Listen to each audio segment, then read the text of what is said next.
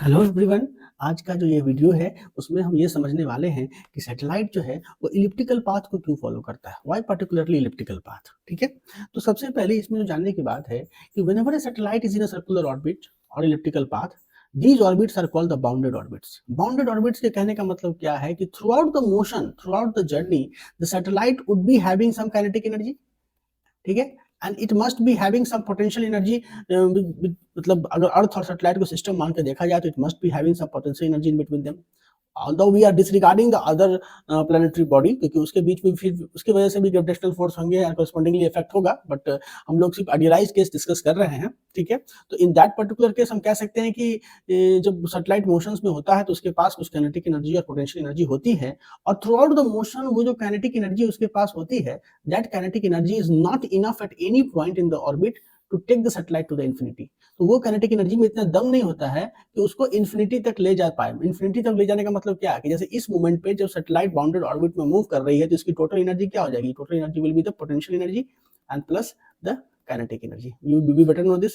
Now what will be the kinetic energy? It will simply be, kinetic energy will simply be half of m into v पे square. ठीक है, half M we पे square. मान लो कि इसकी velocity tangentially मान लो तो circular path में तो वेलोसिटी v है। ठीक है, तो अब आपको पता है कि सर्कुलर पाथ में मूव करने के लिए क्या कंडीशंस हो सकते हैं डायनेमिकली। इस पे जो फोर्स लगेगा towards the centre of the earth, and that force, ये जो फोर्स होगा towards the centre of the earth, force of gravity Fg, and this should be balanced by the centrifugal force acting on this satellite which is radially acting outward the circle. ठीक है, ये जो centrifugal force लग रहा होगा Fc उसके साथ balance हो जाएगा, तभी ये सर्कुलर पाथ को फॉलो कर सकता है। ये जो मैं बात कह रहा हूँ कि सेंट्रीफ्यूगल फोर्स ग्रेविटेशनल फोर्स को बैलेंस कर देगा, I am talking this matter while sitting in the frame of the satellite. ठीक है, क्योंकि सेंट्रीफ्यूगल फोर्स हमेशा नॉन इनर्शियल फ्रेम में लगाने पड़ते हैं, और यहाँ पे हमारा सैटेलाइट क्योंकि रोटेट कर रहा है around the earth, that's why while sitting in this frame I am applying a centrifugal force Fc on this satellite. So we can say to move in a circular orbit, the centrifugal force acting on the satellite must be balanced by the gravitational force acting on the satellite towards the center of the earth. Now what will be the centrifugal force? अगर velocity v है तो we can simply write mass of the satellite m into v पे square, और ये जो distance है ना, मतलब ये जो टोटल डिस्टेंस है, ये तो अर्थ सरफेस से मान लो कि h हाइट की ऊंचाई पर सैटेलाइट है, और ये जो अर्थ है का जो सरफेस है उसका सेंटर से दूरी मान लो कि ये रेडियस r है। ठीक है, और ये हाइट क्या है कि satellite is at height h above the surface of the earth. क्या है? h is the height of satellite. ये क्या है? Height of satellite above the surface of the earth. क्या है ये? Height of satellite, satellite above surface of earth. ठीक है, क्यों है h हाइट पे क्यों ले जा रहे हैं हम लोग? क्योंकि सरफेस अर्थ के चारों ओर तो एटमॉस्फेयर है, तो एटमॉस्फेयर में अगर हमने प्रोजेक्ट किया सैटेलाइट को तो एटमॉस्फेयर की फ्रिक्शन की वजह से ये सैटेलाइट स्पाइरल पाथ घूमता हुआ सीधे आकर के पृथ्वी पर टकरा जाएगा। हमें क्या चाहिए कि हमें इसको अर्थ सरफेस, अर्थ के एटमॉस्फेयर से बाहर उठा के ले जाना होगा, और ये काम कौन करता है? तो रॉकेट के थ्रू हम लोग करते हैं। रॉकेट क्या करता है? अर्थ के एटमॉस्फेयर से सैटेलाइट को ऊपर उठा करके ले आता है, और जहाँ पे अर्थ का एटमॉस्फेयर लगभग जीरो हो जाता है, मतलब वहाँ पे एटमॉस्फेयर रेजिस्टेंस जीरो हो जाता है, तो उसको प्रोजेक्ट करता है टेंजेंशियली। और ये जो v है, जब उसको ये जो v वेलोसिटी कौन दिया? जब रॉकेट ने इसको जब इंसर्ट किया ऑर्बिट में तो उसने इसको ये v वेलोसिटी दी। ये सिंपल सी बात, प्रैक्टिकली ऐसा ही होता है। तो आप लिख सकते हो यहाँ से सैटेलाइट पे जो सर्कुलर पाथ में मूव करने के लिए सैटेलाइट पे जो सेंट्रीफ्यूगल फोर्स लगेगा वो m into tangential velocity v पे स्क्वायर, और जो टोटल लेंथ क्या हो जाएगा? ये हो जाएगा re और प्लस h। ठीक है, and this should be equal to what? Gravitational force acting on the satellite, and this will be g mass of the earth, मान लो ये m हो गया, into small m mass of the satellite, और बट्टा इनके बीच की दूरी मतलब re प्लस h पे होल स्क्वायर। तो यहाँ से अगर देखो तो जो वेलोसिटी की वैल्यू हो जाती है ये कितनी हो जाती है? ये हो जाती है root under G M E by R E plus H. So this will be the velocity of the satellite which lets the satellite to move in a circular orbit around the earth। और इस velocity की value जब तुम मतलब near the earth orbit की अगर बात करोगे, इस वेलोसिटी की वैल्यू जब तुम काइनेटिक एनर्जी में डालोगे, ठीक है, and similarly you can calculate the kinetic energy as what? Kinetic energy कितना निकलेगा? तो यहाँ से जब तुम इसकी वैल्यू इसमें डालोगे, ठीक है, हाफ m इंटू वी पे स्क्वायर, तो काइनेटिक एनर्जी की वैल्यू आ जाएगी। सिमिलरली पोटेंशियल एनर्जी जो होगा सैटेलाइट का वो क्या हो जाएगा? What will be the potential energy of the satellite and earth system? Minus of G mass of the earth into mass of the satellite बटा जो इनके बीच का डिस्टेंस है, तो ये हो गया R E, radius R E plus H. ये पोटेंशियल एनर्जी और जो काइनेटिक एनर्जी को तुम ऐड करोगे then total energy will be less than zero. ये जो लेस देन जीरो है, it simply say that the satellite का टोटल एनर्जी जीरो है, लेस देन जीरो है, it means that the satellite is bounded to the earth. ठीक है, ये अपने पूरे जर्नी के दौरान जो है, सो इसकी एनर्जी क्या रहने वाली है, नेगेटिव रहने वाली है सैटेलाइट की। It means it is bounded to the earth है, ठीक है। और अगर इसको अर्थ के बाउंड्री से, बाउंडेशन से बाहर जाना है, तो इसकी टोटल एनर्जी को क्या करना पड़ेगा, जीरो करना पड़ेगा। एंड एट दैट मोमेंट जो वेलोसिटी निकल के आएगी, ठीक है, वो वेलोसिटी तुमको कहलाएगी क्या चीज, तो स्केप वेलोसिटी कहलाएगी कि सैटेलाइट जो है सो तुम्हारे अर्थ के ग्रेविटेशन को छोड़ के बाहर निकल गया। तो खैर this was a different fact, ठीक है। आई वाज जस्ट टेलिंग कि जब भी कोई सैटेलाइट सर्कुलर ऑर्बिट में मूव करता है या इलेक्ट्रिकल पाथ पे मूव करता है, तो ये बाउंडेड ऑर्बिट्स होते हैं। उसमें सैटेलाइट के पास इतनी काइनेटिक एनर्जी पूरे मोशन के दौरान कभी नहीं होती है कि वो अर्थ के ग्रेविटेशनल फील्ड से बाहर निकल जाए, ठीक है।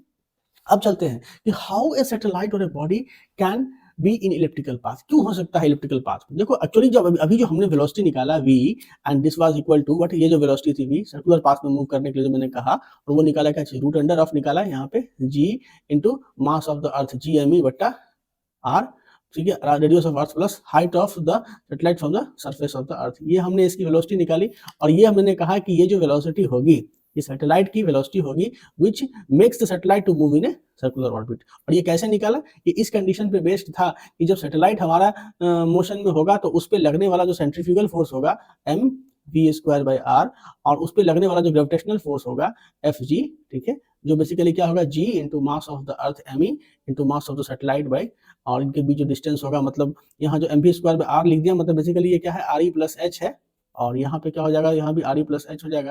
तो इन दोनों को, ये पूरे मोशन के दौरान ये दोनों फोर्सेस जो होंगे वो बैलेंस्ड होंगे, force of gravity and centrifugal force. ये सेंट्रीफ्यूगल फोर्स की बात मैं यहाँ बैठ के कर रहा हूँ इस रोटेटिंग फ्रेम के रिफरेंस में। मेरा रिफरेंस फ्रेम कौन है, दिस इज माय रिफरेंस, ठीक है, रिफरेंस फ्रेम। तभी मैं ऐसा बात कर रहा हूँ कि सेंट्रीफ्यूगल फोर्स जो है वो ग्रेविटेशनल फोर्स के थ्रू बैलेंस हो जाएगा, ठीक है। तो मैंने कहा कि ये जो वेलोसिटी है, this is the velocity which makes satellite to move in a circular orbit जो है सो, ठीक है। अब क्या हो रहा है कि इफ द सर्कुलर पाथ, मतलब in the circular path the net gravitational force for a body is exactly balancing the centrifugal force. मैं यही कह रहा हूँ कि ये जो अगर सैटेलाइट सर्कुलर पाथ में मूव कर रहा है, तो किसी भी मोमेंट पे अगर आप देखेंगे ना, तो इस पे जो net gravitational force towards the centre of the अर्थ लग रहा है Fg, it is being balanced by the net centrifugal force Fc। तो ये बैलेंस्ड हो रहा है, ठीक है, and that's why it is following a circular orbit को फॉलो कर रहा है। तो देखोगे कि अगर ये जो वैल्यू आई, ये जो वेलोसिटी की वैल्यू है v is equal to root under GME by RE plus H, इस वेलोसिटी को हम लोग जो है सो मतलब ऑर्बिटल स्पीड, इस स्पीड को हम लोग क्या बोलते हैं, तो ऑर्बिटल स्पीड बोलते हैं, ठीक है।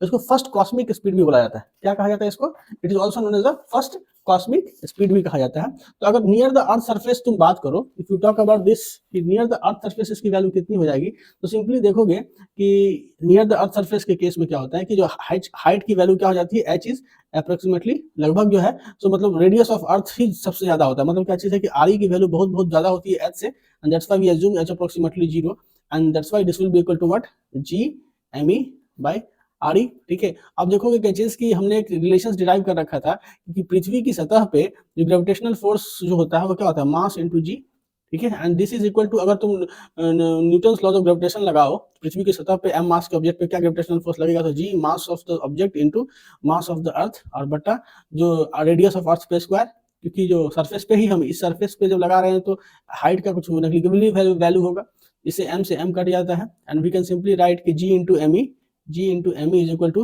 Root under g into RE पे स्क्वायर, ठीक है, मतलब root under g into RE पे स्क्वायर कैसे होगा, जब स्क्वायर करेंगे तो ये RE ना हो जाएगा यहाँ से। ये क्या था, जो m into G is equal to this, तो इसीलिए मैंने क्या निकाला, मैंने निकाला कि जो g की वैल्यू है g इंटू RE पे स्क्वायर, g इंटू me की वैल्यू क्या आ गई, g इंटू RE पे स्क्वायर आ गया, ठीक है। तो जब g इंटू me की वैल्यू इसमें मैं पुट करता हूँ, g इंटू RE पे square by RE, and this cut गया, ये आ गया root under g into RE, और RE की वैल्यू कितनी है, 6400 है किलोमीटर, और g की वैल्यू 9.8 मीटर पर सेकंड। अब जब डालोगे तो बेसिकली ये 7.93 किलोमीटर पर सेकंड जो है ये वेलोसिटी निकल के आती है। अगर इस वेलोसिटी से सैटेलाइट को आप इंसर्ट करते हो तो it will follow a circular path जो है सो, ठीक है।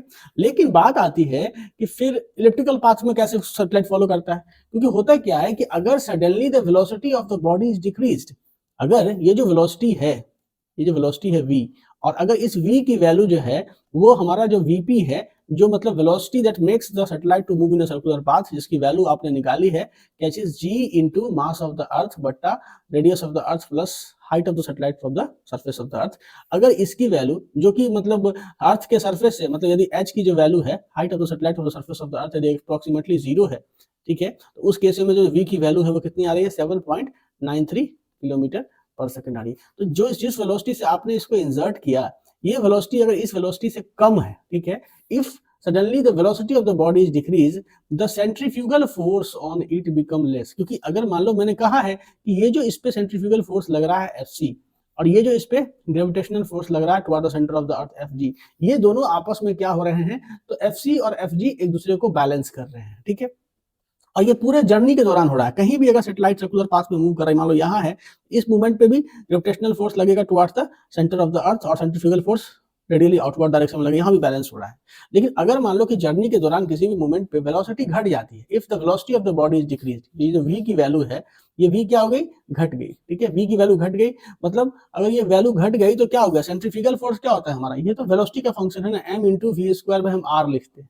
तो जब v की वैल्यू घटी तो इसकी भी वैल्यू घट गई, सेंट्रीफ्यूगल फोर्स की वैल्यू घट गई, और ग्रेविटेशनल फोर्स की वैल्यू क्या हो गई, इंक्रीज कर गई। मतलब सेंट्रीफ्यूगल फोर्स के कंपैरिजन में ग्रेविटेशनल फोर्स जो Fg है, इसकी वैल्यू क्या हो गई, अब इंक्रीज हो गई। किसके कंपैरिजन में इंक्रीज, मतलब कि है तो इतने ही डिस्टेंस पे, लेकिन सेंट्रीफ्यूगल फोर्स के कंपैरिजन में ग्रेविटेशनल फोर्स की वैल्यू ज्यादा हो गई। तो अब क्या होगा, अब जो ये हमारा सैटेलाइट है वो सर्कुलर पाथ को फॉलो नहीं करके ये क्या करेगा, तो इस पाथ को, मतलब कि अब ये क्या हो जाएगा कि जब एक डिक्रीज हुआ तो ये इनर इलिप्स को फॉलो करने लगा। मतलब क्या चीज, due to this it can not continue in a circular orbit, क्योंकि जैसे ही आपका वेलोसिटी घटा तो सेंट्रीफ्यूगल फोर्स की वैल्यू घटी, और सेंट्रीफ्यूगल फोर्स की वैल्यू घटी तो ग्रेविटेशनल फोर्स डोमिनेट हो गया, सैटेलाइट को खींच करके इनवर्ड ले आया, सर्किल के इनवर्ड सैटेलाइट को खींच करके ले आया, ठीक है। तो इसमें क्या लिखा है, and will come inward from the circular orbit due to the unbalanced force. तो ये जो सैटेलाइट जो सर्कुलर पाथ में मूव कर रहा था वो क्या हो जाएगा, इनवर्ड आ जाएगा। मतलब जैसे ये जो आप इलिप्स आप देख रहे हो ना, इस इलिप्टिकल पाथ को सैटेलाइट फॉलो करेगा, ठीक है। लेकिन एक चीज और है, यदि speed is decrease to such a value, अगर इसका जो स्पीड था, ये जो v की वैल्यू थी, अगर ये वैल्यू इतनी घट जाती है कि मतलब elliptical such a value that the elliptical orbit will intersect the earth surface। अब जैसे मान लो कि ये इनर इलिप्स को फॉलो कर रहा है, यहाँ तो आप देख रहे हो कि it is following the inner ellipse. ये जो पाथ हो गया, ये जो पाथ देख रहे हैं वो किस वजह से हुआ, इस वजह से हुआ कि वेलोसिटी की जो वैल्यू v की जो वैल्यू थी, ये v की जो वैल्यू थी ये घट गई, एंड घटने की वजह से सेंट्रीफ्यूगल फोर्स क्या हो गया, घट गया, और ग्रेविटेशनल फोर्स बढ़ गया। तो ये जो सैटेलाइट था उसको इनवर्ट खींच के ले आया अर्थ, अर्थ की ग्रेविटी की वजह से वो क्या हो गया, सैटेलाइट इनवर्ट खींच गया। अब सैटेलाइट इस पाथ को फॉलो कर रहा है, यहाँ पे सैटेलाइट दिखेगा आपको। यहाँ क्या हो रहा है, इस पाथ इलिप्टिकल पाथ को जब सैटेलाइट फॉलो करता है तो उसकी वैल्यू जो होती है वो थ्रू आउट द प्रोसेस, जो वेलोसिटी की वैल्यू होती है वो क्या होती है, चेंज होती रहती है, ठीक है। जो v की वैल्यू होती है, v is always changing, velocity की वैल्यू या स्पीड की वैल्यू क्या होती है, ऑलवेज ऑलवेज चेंजिंग। जब ये नियरेस्ट पॉइंट पे होता है सैटेलाइट, मतलब जब ये नियरेस्ट पॉइंट पे होता है अर्थ से तो इसकी वेलोसिटी सबसे ज्यादा होती है, और जब ये फार्देस्ट पॉइंट पे होता है तो इसकी वेलोसिटी सबसे कम होती है, ठीक है। तो if the speed is decrease to such a value that the elliptical orbit will intersect the earth surface. लेकिन अगर मान लो कि स्पीड इतनी घट गई कि ग्रेविटेशनल फोर्स इतना डोमिनेट हो गया कि इसका जो ऑर्बिटल पाथ था, इलिप्टिकल पाथ था, वो अब अर्थ के सरफेस को इंटरसेक्ट कर दिया, तो क्या होगा कि ये basically the satellite will fall back to the earth. Satellite क्या होगा, अर्थ पे आकर के गिर जाएगा, ठीक है, it will fall back to the earth. तो स्पीड की वैल्यू कितनी कम होनी चाहिए, क्योंकि स्पीड की वैल्यू, ये जो वैल्यू v की वैल्यू आपने निकाली है, उससे उतनी ही कम होनी चाहिए कि उसका जो ऑर्बिटल पाथ होगा वो अर्थ को इंटरसेक्ट नहीं करे, ठीक है। ये अर्थ के एटमॉस्फेयर से भी मान लो, अगर मान लो यहाँ पे एटमॉस्फेयर है अर्थ का, तो ये इसकी वेलोसिटी को क्या करेगा, जब ये सैटेलाइट मूव कर रहा होगा, इसकी वेलोसिटी को हमेशा ये एटमॉस्फेयर क्या करेगा, कम करते जाएगा, और फाइनली क्या होगा, तो ये स्पाइरल पाथ, ये सैटेलाइट क्या करेगा, स्पाइरल पाथ बनाता हुआ हमारे पृथ्वी पे आकर के टकरा जाएगा, ठीक है। तो उसकी सैटेलाइट की जो हाइट होती है अर्थ सरफेस से इतनी रखी जाती है कि अर्थ का एटमॉस्फेयर जो है सो सैटेलाइट के वेलोसिटी को या उसकी स्पीड को इन्फ्लुएंस नहीं करे, ताकि अगर वो इन्फ्लुएंस करेगा, उस पर ड्रैग फोर्स लगाएगा, उसकी स्पीड घटेगी। जैसे जैसे स्पीड घटेगी सैटेलाइट इनवर्ड्स रखता जाएगा स्पाइरल पाथ को फॉलो करता हुआ, और फाइनली वो पृथ्वी पे टकरा जाता है, ठीक है। तो ये तो हो गया कि वो केस जब स्पीड की वैल्यू जो होती है वो सडनली डिक्रीज कर जाती है ऑर्बिटल स्पीड से, जो कि रिक्वायर्ड होता है सर्कुलर ऑर्बिट में मूव करने के लिए जो है सो। लेकिन अगर केस ऐसा हो कि स्पीड की वैल्यू इंक्रीज कर गई हो, v की वैल्यू इंक्रीज कर गई, मैं किस v की बात कर रहा हूँ, मैं वो v की बात कर रहा हूँ जो जरूरी था आपको सैटेलाइट को ऑर्बिटल सर्कुलर ऑर्बिट में मूव करने के लिए, मतलब g into mass of the earth एमी बटा radius of the earth plus height of the satellite from the surface of the. ये क्या है, ये वो मिनिमम वेलोसिटी है या वो वेलोसिटी है which is necessary for a satellite to move in a circular orbit. अब यदि आपने जो सैटेलाइट को इंसर्ट किया v वेलोसिटी से, अगर ये v वेलोसिटी से इंसर्ट करने पे, मतलब ये v वेलोसिटी इस vp के वैल्यू के बराबर आ जाती है, ठीक है, तो इसका मतलब है सैटेलाइट सर्कुलर ऑर्बिट को फॉलो करेगा।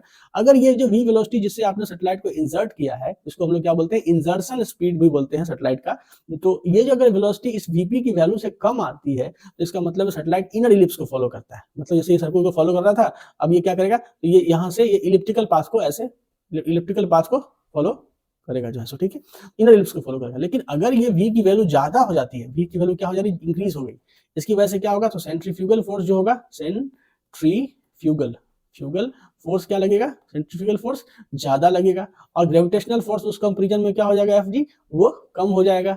कम हो जाएगा मतलब सेंट्रीफ्यूगल फोर्स के कंपैरिजन में कम हो जाएगा, क्योंकि ग्रेविटेशनल फोर्स तो वही लगना चाहिए लेकिन इसके कंपैरिजन में कम हो जाएगा। तो satellite will start following the outer ellipse. ये जो देख रहे हो, ये जो बाहरी ग्रीन कलर का इलिप्स है, ये क्या है, it is a outer ellipse follow किया। सही, सर्कुलर ऑर्बिट के कंपैरिजन में satellite will start following the outer ellipse with earth at one of the focus of the ellipse. ये चीज याद रखिएगा कि अर्थ क्या होगा, अर्थ जो होगा with earth centre at one of the focus of the ellipse. तो ये आउटर इलिप्स को फॉलो किया, कब, आउटर इलिप्स को फॉलो कर रहा है satellite with earth earth at one of the focal point, one क्योंकि इलिप्स में दो focal point, of the focal point of ellipse हो जाता है। ठीक है, अब ये देखोगे कैचेस की जो फोर्स अनबैलेंस्ड हो रहे हैं, जैसे कि आपने इस केस में देखा, यहाँ भी फोर्स अनबैलेंस्ड हुआ, सेंट्रीफ्यूगल फोर्स ज्यादा हो गया, मतलब और सॉरी एफजी ग्रेविटेशनल फोर्स ज्यादा हो गया in comparison to centrifugal force, and which causes the satellite to come inwards and follow the inward ellipse जो है, so where the earth lies at one of the focal point of the ellipse. And similarly here क्या हुआ कि जैसे ही velocity अचानक से बढ़ गई, सेंट्रीफ्यूगल फोर्स बढ़ गया अर्थ के ग्रेविटेशनल फील्ड के कंपेरिजन में, and that's why outward ellipse को फॉलो करने लगा। तो ये जो अर्थ फोर्स के बैलेंस की वजह से ये जो इलिप्स का जो ट्रैजेक्टरी में बता रहा हूँ, ये एक्चुअली इसको जब आप एनालिटिकली सॉल्व करेंगे, ये जो अनबैलेंस्ड हुआ फोर्स जब उसको हम एनालिटिकली सॉल्व करेंगे तो वो एक इलिप्टिकल ऑर्बिट ही मैथमेटिकली डिराइव्ड होगा। Although this derivation will not be the part of discussions here, but अगर आप इसको मैथमेटिकली आप जाके अगर इंटरेस्टेड हैं तो आप देख सकते हैं कि अनबैलेंस्ड होने की वजह से ही, फोर्सेस का अनबैलेंस होने की वजह से ही जो पाथ होता है वो इलिप्टिकल हो जाता है, और इलिप्टिकल होने की वजह से जो सैटेलाइट की जो स्पीड्स होती है वो पूरे पाथ में अलग अलग होती है। जब वो सैटेलाइट अर्थ के नियरेस्ट होगा, क्योंकि इलिप्टिकल ऑर्बिट में क्या होता है, ऐसा इलिप्टिकल ऑर्बिट क्या होगा, ऐसा होगा। ठीक है, और मान लो कि ये इसका एक्सिस हो गया, ठीक है, तो सैटेलाइट मान लो यहाँ पे, मतलब ये हो गया आपका अर्थ, दिस इज अर्थ, और सपोज करो कि आपका सैटेलाइट कहाँ है, यहाँ पे। जब सैटेलाइट यहाँ पे होगा तो इसके पास क्या होगा, हाईएस्ट स्पीड होगा, क्या होगा, हाईएस्ट स्पीड होगा। सब सैटेलाइट जब आपको यहाँ पे होगा, मतलब अर्थ से सबसे ज्यादा दूरी पे होगा, तो इसके पास क्या होगा, लोएस्ट स्पीड होगा। ठीक है, लोएस्ट स्पीड होगा। तो कहने का मतलब जो एनर्जी कंजर्वेशन है वो तो फॉलो होगा ही, ठीक है, एनर्जी कंजर्वेशन तो फॉलो होगा ही, और जो एंगुलर मोमेंटम कंजर्वेशन भी यहाँ पे फॉलो होगा। ठीक है, तो ये जो रीजन है यही है, मतलब सैटेलाइट को इलिप्टिकल ऑर्बिट पर मूव करने के लिए मजबूर करते हैं।